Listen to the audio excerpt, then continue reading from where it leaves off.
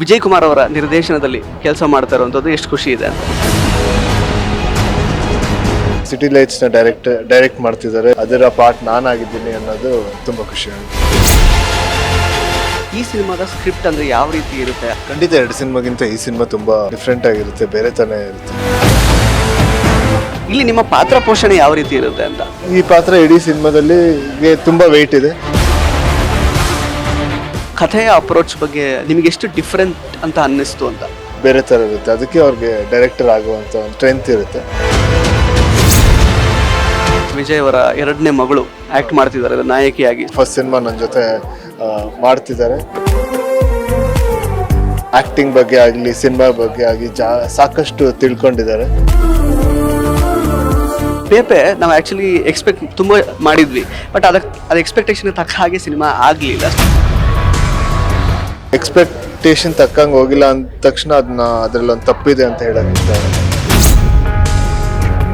ಇಷ್ಟಪಟ್ಟವ್ರನ್ನ ಈಗ ಸಿನಿಮಾ ಅವ್ರಿಗೆ ಅದು ತಪ್ಪು ಕಾಣಿಸಿಲ್ವಲ್ಲ. Sir being an introvert actually I think ನಾನು ಎಲ್ಲಿ ಬೇಕಲ್ಲಿ ಮಾತಾಡ್ತೀನಿ. ನಮಸ್ಕಾರ ಸ್ನೇಹಿತರೆ, ನ್ಯಾಷನಲ್ ಟಿವಿ ಅರ್ಪಿಸುವ ಈ ಒಂದು ವಿಶೇಷ ಸೆಗ್ಮೆಂಟ್ಗೆ ಸ್ವಾಗತ. ನಾನು ಸುಜಯ್ ರಾಜ್. ಸ್ನೇಹಿತರೆ, ಸ್ಯಾಂಡಲ್ವುಡ್ ಸಲಗ ವಿಜಯ್ ಕುಮಾರ್ ನಿರ್ದೇಶನದ 3ನೇ ಸಿನಿಮಾ ಸಿಟಿ ಲೈಟ್ ಸಿನಿಮಾದ ಮುಹೂರ್ತ ಇವತ್ತು ನೆರವೇರಿದೆ. ಸಿನಿಮಾದ ನಾಯಕ ವಿನಯ್ ರಾಜ್ಕುಮಾರ್ ಅವರು ನಮ್ಮ ಜೊತೆಗಿದ್ದಾರೆ, ಮಾತಾಡಿಸ್ತಾ ಹೋಗೋಣ ಬನ್ನಿ. Sir firstly congratulations.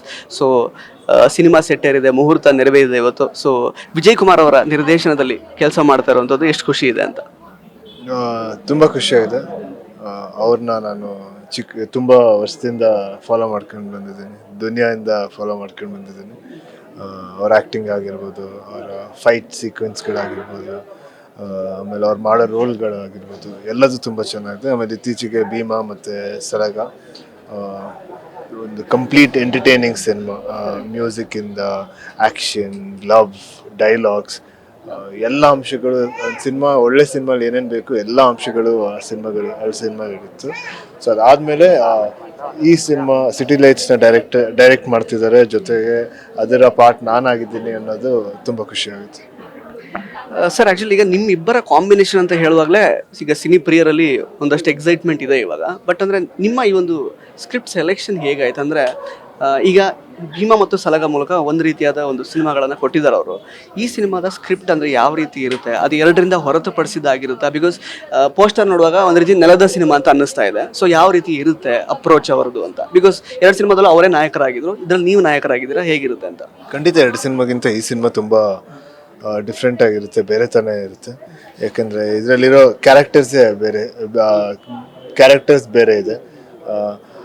ಆಮೇಲೆ ಇದು ಅದೇ ಥರ ಎಂಟರ್ಟೈನಿಂಗ್ ಆಗಿರುತ್ತೆ, ಅದೇ ಥರ ಇನ್ನೂ ಒಂದಷ್ಟು ಹೊಸ ಕ್ಯಾರೆಕ್ಟರ್ಸ್ಗಳು ಈ ಸಿನಿಮಾಗಳಲ್ಲಿರುತ್ತೆ ಜೊತೆಗೆ. ಬಟ್ ಆಮೇಲೆ ಇನ್ನೂ ಒಂದು ವಿಷಯ ಕೂಡ ಇದರಲ್ಲಿ ಟಚ್ ಮಾಡ್ತಾರೆ. ಅದು ತುಂಬ ಒಂದು ಒಳ್ಳೆ ವಿಷಯನ ಈ ಸಿನಿಮಾದಲ್ಲಿ ಟಚ್ ಮಾಡ್ತಾರೆ. ಜೊತೆಗೆ ಇದೊಂದು ಸ್ಟೋರಿ ಕೂಡ ನನಗೆ ತುಂಬ ಇಷ್ಟ ಆಯಿತು ಈ ಸಿನಿಮಾದು. ಸೊ ಕೆಳಗಡೆ ಜವಾಬ್ ದಾರಿ ದೀಪಗಳು ಅಂತ ಇದೆ. ಸೊ ಅಂದರೆ ನೀವು ಆಗಲೇ ಪ್ರೆಸ್ ಮೀಟಲ್ಲಿ ಹೇಳ್ತಾ ಇದ್ರಿ, ಅಂದರೆ ಯಾವುದೋ ಒಂದು ಕಾರಣಕ್ಕೆ ಬೆಂಗಳೂರಿಗೆ ಬಂದವರು ದಾರಿ ತಪ್ಪಿದಾಗ ನೆಕ್ಸ್ಟ್ ಏನಾಗುತ್ತೆ ಅವ್ರ ಲೈಫಲ್ಲಿ ಅನ್ನೋದೇ ಕತೆ. ಆ ರೀತಿ ಒಂದು ಕಥೆಯ ಎಳೆ ಇರುತ್ತೆ ಅನ್ನೋ ಥರ. ಸೊ ಅಂದರೆ ಇನ್ಫ್ಯಾಕ್ಟ್ ನೀವೇನು ಚೂಸ್ ಮಾಡ್ಕೊಂಡು ಬಂದಿದ್ದೀರಾ ಸ್ಕ್ರಿಪ್ಟ್ಸ್, ಅಂದರೆ ಯು ಸ್ಟ್ಯಾಂಡ್ ಔಟ್ ಅಂದರೆ ಕಂಪೇರ್ ಟು ಬೇರೆ ಎಲ್ಲ ಈಗ ಏನು ದೊಡ್ಡ ಮನೆಯಿಂದ ಬಂದಿರುವಂತಹ ಹೀರೋಗಳಲ್ಲಿ. ಅಂದರೆ ಅವ್ರು ಫಸ್ಟ್ ಏನೋ ಒಂದು ಫ್ಯಾಮಿಲಿ ಸಿನಿಮಾ ಅಂತ ನೀವು ಕೂಡ ಮಾಡಿದ್ರಿ. ಇನ್ಫ್ಯಾಕ್ಟ್ ಅದಾದ್ಮೇಲೆ ಕೆಲವೊಂದಷ್ಟು ಮಾಸ್ ಸಿನಿಮಾಗಿ ಕನ್ವರ್ಟ್ ಆಗುತ್ತೆ, ಆ ಥರದ್ದೆಲ್ಲ ಅಂದರೆ ಜನಗಳಿಗೆ ಹತ್ತಿರ ಆಗುವಂಥ. ಬಟ್ ನೀವು ಎಲ್ಲೋ ಒಂದು ಕಡೆ ನಿಮ್ಮದೇ ಆದಂತಹ ಒಂದು ನಿಚ್ನ ಕ್ರಿಯೇಟ್ ಮಾಡ್ಕೊಂಡಿದ್ದಾರೆ ನಿಮ್ಮದೇ ಆದಂತಹ ಸಿನಿಮಾಗಳ ಮೂಲಕ. ಸೊ ಇಲ್ಲಿ ಎಸ್ಪೆಷಲಿ ಈಗ ದುನಿಯಾ ವಿಜಯ್ ಅಂತ ಹೇಳುವಾಗ ಒಂದು ಮಾಸ್ ಸಿನಿಮಾಸ್ ಮಾಡ್ಕೊಂಡು ಬಂದಿರೋದು, ಇಲ್ಲಿ ನಿಮ್ಮ ಪಾತ್ರ ಪೋಷಣೆ ಯಾವ ರೀತಿ ಇರುತ್ತೆ ಅಂತ? ಸೊ ನನ್ನ ಪಾತ್ರದ ಬಗ್ಗೆ ಗೊತ್ತಿಲ್ಲ, ಈಗ ಜಾಸ್ತಿ ಹೇಳೋಕ್ಕಾಗಲ್ಲ. ಬಟ್ ಅದೇ ಹೇಳಿದ್ನಲ್ಲ, ಈಗ ತುಂಬ ರಿಲೇಟ್ ಆಗುತ್ತೆ ಈ ಪಾತ್ರ, ಜನರಿಗೆ ತುಂಬ ರಿಲೇಟ್ ಆಗುತ್ತೆ. ಯಾಕಂದರೆ ಈಗ ಸಿಟಿ ಲೈಟ್ಸ್ ಅಂತ ಹೇಳಿದ್ರಲ್ಲ, ಈಗ ಎಲ್ಲರ ಕತೆ ಇದು. ಅಂದರೆ ಈಗ ನಮ್ಮ ಬೆಂಗಳೂರಿಗೆ ನೀವು ನೋಡಕ್ಕೆ ಹೋದ್ರೆ ಇಡೀ ವರ್ಷ ಇಡೀ ದಿನ ಒಂದೊಂದು ಎವ್ರಿ ಡೇ ಒಂದು ಸಾವಿರ ಜನಗಳು ಬರ್ತಾರೆ. ಸೊ ಹಂಗಂದ್ರೆ ಆ್ಯಕ್ಚುಲಿ 1000 ಕತೆಗಳು ಬರ್ತಾ ಇರುತ್ತೆ ನಮ್ಮ ಊರಲ್ಲಿ. ಯಾಕೆ ಒಬ್ಬೊಬ್ರದ್ದು ಒಂದು ಕತೆ ಇರುತ್ತೆ. ಸೊ ಆ ಥರ ಈ ಒಂದು ಸಿಟಿಗೆ ಬರೋ ಒಂದು ಹುಡುಗನ ಆಮೇಲೆ ಮತ್ತೊಂದು ಹುಡುಗಿಯ ಕತೆ ಬಂದು ಸಿಟಿ ಲೈಟು. ಸೊ ಅದು ತುಂಬ ಸ್ಮಾಲ್ ಲೈನ್, ಅದು ಹೇಳ್ಬೇಕಂದ್ರೆ ತುಂಬ ಸ್ಮಾಲ್ ಹೇಳೋಕ್ಕೆ. ಬಟ್ ಈ ಸಿನಿಮಾ ನಾನು ಅಂದರೆ ಒಂದು ಬ್ರೀಫ್ ಕೊಡೋಕ್ಕೆ ಅದು ತುಂಬ ಚಿಕ್ಕದು. ಅದರಲ್ಲಿ ಏನ್ ಈ ಸಿನಿಮಾದ ಇಡೀ ಕಥೆನ ಸಮರೈಸ್ ಮಾಡಕ್ಕೆ ಆಗಲ್ಲ, ಬಟ್ ಅದೊಂದು ಜಿಸ್ಟ್ ಅಂತ ಹೇಳ್ಬೇಕಂದ್ರೆ ಆ ಥರ ಒಂದು ಹೇಳ್ಬೋದು. ಬಟ್ ಆದ್ರೆ ಈ ಪಾತ್ರ ಇಡೀ ಸಿನಿಮಾದಲ್ಲಿ ತುಂಬಾ ವೆಯ್ಟ್ ಇದೆ, ತುಂಬಾ ಪರ್ಫಾರ್ಮೆನ್ಸ್ ಓರಿಯೆಂಟೆಡ್ ಇದೆ, ಜೊತೆಗೆ ಕಾಮಿಡಿ ಇದೆ, ಆಮೇಲೆ ಆಕ್ಷನ್ ಸೀಕ್ವೆನ್ಸಸ್ ಇದೆ, ಒಂದು ಎಂಟರ್ಟೈನಿಂಗ್ ಕ್ಯಾರೆಕ್ಟರ್. ಸೊ ಈ ಕ್ಯಾರೆಕ್ಟರ್ ಮಾಡಕ್ ನಂಗೆ ತುಂಬಾ ಇಷ್ಟ ಆಯ್ತು. ಸರ್ ಅಂದರೆ ಆಲ್ಮೋಸ್ಟ್ ನಿಮ್ಮ ಸಿನಿಮಾ ಜರ್ನಿ ನೋಡುವಾಗ ಸಟಲ್ ಆಗಿ ನೀವು ಎಲ್ಲ ಸಿನಿಮಾಗಳಲ್ಲೂ ಪರ್ಫಾರ್ಮ್ ಮಾಡ್ಕೊಂಡು ಬಂದಿದ್ದೀರಾ. ಅಂದರೆ ಈಗ ಫಾರ್ ಅನ್ ಇನ್ಸ್ಟೆನ್ಸ್ ಈಗ ನಾವು ಅಪ್ಪು ಸರ್ ನೋಡುವಾಗ ಜಾಕಿ ಸಿನಿಮಾ ತನಕನೂ ಆಲ್ಮೋಸ್ಟ್ ಒಂದು ಗುಡ್ ಬಾಯ್ ಟೈಪ್ಸ್, ಆ ಫ್ಯಾಮಿಲಿ ಮ್ಯಾನ್ ಟೈಪ್ಸ್ ಆ ಥರದ್ದೇ, ಅಂದರೆ ಫ್ಯಾಮಿಲಿ ಆಡಿಯನ್ಸಿಗೆ ಇಷ್ಟ ಆಗೋ ಥರನೇ ಅವ್ರು ಜಾಸ್ತಿ ಮಾಡ್ಕೊಂಡು ಬಂದರು. ಅಫ್ಕೋರ್ಸ್ ಫೈಟಲ್ಲಿ ಅವ್ರದ್ದೇ ಆದಂತಹ ಒಂದು ವಿಭಿನ್ನತೆ ಇತ್ತು. ಬಟ್ ಜಾಕಿಯಲ್ಲಿ it was like full fledged, ಒಂದು ರೀತಿ ಮೈ ಚಳಿ ಬಿಟ್ಟು ಆ್ಯಕ್ಟ್ ಮಾಡ್ದಂಗೆ ಅವರು ಆ್ಯಕ್ಟ್ ಮಾಡಿದರು. ಅದನ್ನು ಸ್ವಲ್ಪ ಮಟ್ಟಿಗೆ ಪೇಪೆನಲ್ಲಿ ಕಂಡ್ವಿ, ಲೈಕ್ ಅಂದರೆ ಗ್ರಾಮಾಯಣದಲ್ಲೂ ಇರಬಹುದು ಅಂತ ಅನ್ನಿಸ್ತಾ ಇದೆ. ಇದರಲ್ಲೂ ಆ ರೀತಿ ಕಂಪ್ಲೀಟಾಗಿ ಮೈ ಚಳಿ ಬಿಟ್ಟು ಅಂದರೆ ಆ ಥರ ಕಾಣಿಸ್ಕೊಳ್ಳುವಂತಹ ಸಾಧ್ಯತೆ ಇರುತ್ತೆ ಹೇಗೆ ಅಂತ? ಖಂಡಿತ ಅದೇ ತರ ಇರುತ್ತೆ. ಈ ಸಿನಿಮಾದಲ್ಲಿ ಕ್ಯಾರೆಕ್ಟರ್ ಆಗಿರ್ಬೋದು, ಈ ಕ್ಯಾರೆಕ್ಟರ್ ಅಲ್ಲಿ ಯಾಕಂದ್ರೆ ಒಂದೊಂದು ಸಿನಿಮಾಗೂ ಒಂದು ಆಕ್ಟಿಂಗ್ ಅಪ್ರೋಚ್ ಬೇರೆ ಇರುತ್ತೆ, ಸ್ಟೋರಿ ತಕ್ಕಂಗೆ ಇಲ್ಲ ಡೈರೆಕ್ಟರ್ಗೆ ಹೇಗೆ ಬೇಕಾಗಿರುತ್ತೆ, ಒಬ್ಬೊಬ್ರದ್ದು ಒಂದೊಂದು ವಿಷನ್ ಇರುತ್ತೆ, ಸೊ ಒಂದೊಂದು ಸಿನಿಮಾಲು ಒಂದೊಂದು ತರ ಆಕ್ಟಿಂಗ್ ಮಾಡ್ಬೇಕಾಗುತ್ತೆ. ಬಟ್ ಈ ಸಿನಿಮಾಲಿ ನೀವು ಆಗ್ಲೇ ನಮ್ಮ ವಿಜಯ್ ಅವ್ರ ಸಿನಿಮಾಗಳು ಸಾಕಷ್ಟು ನೋಡಿದ್ದೀರಾ, ಸೊ ಅದರಲ್ಲಿ ಪರ್ಫಾರ್ಮೆನ್ಸಸ್ ಹೇಗಿರುತ್ತೆ, ಅದರಲ್ಲಿ ಕ್ಯಾರೆಕ್ಟರ್ಸ್ ಹೇಗಿರುತ್ತೆ ಅಂತ ನೀವು ರಿಲೇಟ್ ಮಾಡ್ಕೊಳ್ಬೋದು. ಸೊ ಅದರಿಂದ ಈ ಸಿನಿಮಾದಲ್ಲಿ ನನ್ನ ಕ್ಯಾರೆಕ್ಟರ್ ಕಂಪ್ಲೀಟ್ ಒಂದು ಡಿಫ್ರೆಂಟ್ ಆಗಿರುತ್ತೆ. Sir actually Duniya Vijay sir ಈಗ ಅವರನ್ನು ನಿರ್ದೇಶಕರಾಗಿ ನೀವು ನೋಡ್ತಾ ಇದ್ದೀರಾ, ಬೇರೆ ನಿರ್ದೇಶಕರುಗಳು ನೀವು ಯಾರೆಲ್ಲ ಈಗ ವರ್ಕ್ ಮಾಡ್ಕೊಂಡು ಬಂದಿದ್ದೀರಾ, ಕಂಪೇರ್ ಮಾಡುವಾಗ ಅಂದರೆ ಏನು ಡಿಫ್ರೆನ್ಸ್, ಅಂದರೆ ಅವರ ಒಂದು ಪಾತ್ರದ ಅಪ್ರೋಚ್ ಅಥವಾ ಕಥೆಯ ಅಪ್ರೋಚ್ ಬಗ್ಗೆ ನಿಮಗೆ ಎಷ್ಟು ಡಿಫ್ರೆಂಟ್ ಅಂತ ಅನ್ನಿಸ್ತು ಅಂತ? ಅಂದರೆ ಎಲ್ಲ ಡೈರೆಕ್ಟರ್ಸು ಅವ್ರವ್ರ ಅಂದರೆ ಎಲ್ಲ ಡೈರೆಕ್ಟರ್ಸ್ ಅಪ್ರೋಚೇ ಬೇರೆ ಥರ ಇರುತ್ತೆ. ಸಿನಿಮಾಗಾಗಿರ್ಬೋದು, ಕಥೆಯಲ್ಲಾಗಿರ್ಬೋದು, ಕ್ಯಾರೆಕ್ಟರ್ಸಲ್ಲಾಗಿರ್ಬೋದು, ಎಲ್ಲದೂ ಬೇರೆ ಥರ ಇರುತ್ತೆ. ಅದಕ್ಕೆ ಅವ್ರಿಗೆ ಡೈರೆಕ್ಟರ್ ಆಗುವಂಥ ಒಂದೇನೋ ಇದು ಸ್ಟ್ರೆಂತ್ ಇರುತ್ತೆ. ಸೊ ಅದರಲ್ಲಿ ಬಟ್ ನನಗೆ ವಿಜಯ್ ಅವ್ರದ್ದು ಏನಂದರೆ, ಅವರು ಒಂದು ಒಳ್ಳೆ ಕಥೆನ ಒಂದು ಕಮರ್ಷಿಯಲ್ ವೇಲಿ ಹೇಳ್ತಾರೆ, ಅದು ಕಂಪ್ಲೀಟ್ ಕಮರ್ಷಿಯಲ್ ಅಂತಲೂ ಅನ್ಸಲ್ಲ.